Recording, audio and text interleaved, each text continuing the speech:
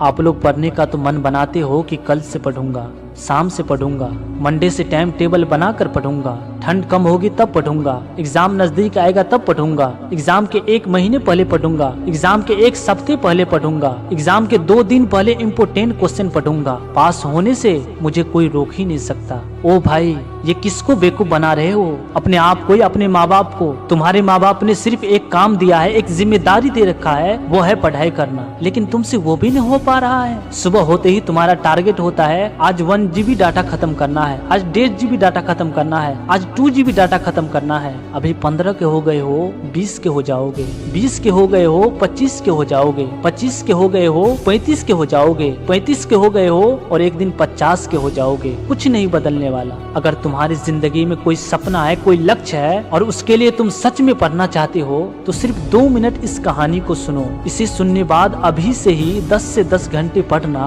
शुरू कर दोगे। एक 18 साल का लड़का था, वो अपने माँ बाप की बहुत रिस्पेक्ट करता था, उनकी हर एक बात मानता था। उस बंदे के सिर्फ एक ही सपना था, अपने माँ बाप को खूबसूरत सी जिंदगी देना। लेकिन उस बंदे की एक बुरी आदत थी कि वो अपने कामों को टालता बहुत था। आज की कामों को कल करूंगा, लेकिन इस वादों को कभी पूरा नहीं कर पाता था। पूरे दिन मोबाइल चलाता रहता था, बहाने बनाता रहता था और जैसे जैसे समय बीतता गया वो बहाने बनाता गया। अब उस बंदे की उम्र 22 साल हो चुकी थी, उसके माँ बाप बूढ़े हो चुके थे, लेकिन आज भी उस लड़के को मोबाइल चलाने और टालने की आदत नहीं गई थी और इसी वजह से अपने माँ बाप के लिए अभी तक कुछ बड़ा नहीं कर पाया था। लेकिन एक दिन अचानक से उसके माँ बाप इस दुनिया को छोड़कर चले जाते हैं। उस लड़के को जब ये पता चला तो वो सुन्न पड़ गया और उसे यकीन ही नहीं हो रहा था कि अब वो अकेला हो चुका है और वो अपने माँ बाप के सपनों को पूरा नहीं कर पाया। वो फूट फूट कर रोने लगा कि मैं ही अपने कंफर्ट जोन में फंसा रहा,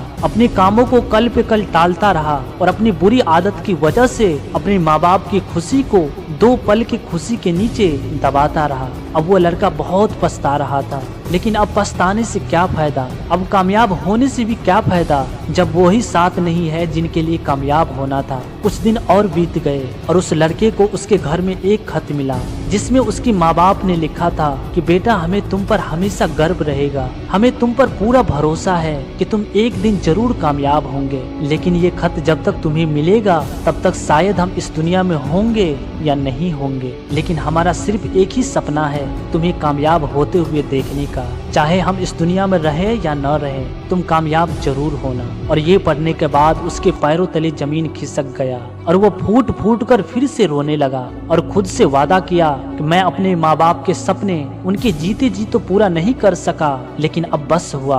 अब बहाने नहीं और न ही डिस्ट्रैक्शन, सब कुछ छोड़कर अब वो लड़का खूब मेहनत करने लगा और फिर कुछ साल बाद वो लड़का इतना सक्सेसफुल हो जाता है कि दुनिया भर में उसका नाम चलने लगता है और फिर अपने माँ बाप के तस्वीर के सामने जाकर कहता है कि मम्मी पापा, मैंने आपका सपना पूरा कर दिया, मैं एक सफल व्यक्ति बन गया। दोस्तों, कुछ लोग अपनी 2 पल की खुशी के लिए अपने माँ बाप के सपनों को उनके जीते जी पूरा नहीं कर पाते हैं। अपने माँ बाप के खुशी से ज्यादा उनके लिए अपने बाबू सोना का SMS जरूरी होता है। मेरे भाई, जिस SMS का घंटे घंटों तक तुम वेट करते हो, अगर तुम कामयाब नहीं हुए तो एक दिन यही बाबू तुम्हें ये बोलकर चली जाएगी कि बाबू, मम्मी पापा नहीं मान रहे हैं और फिर तुम्हें अकेला छोड़कर चली जाएगी। इसलिए मेरे भाई, अब भी टाइम है, सब फालतू का काम छोड़कर पढ़ने लग जाओ।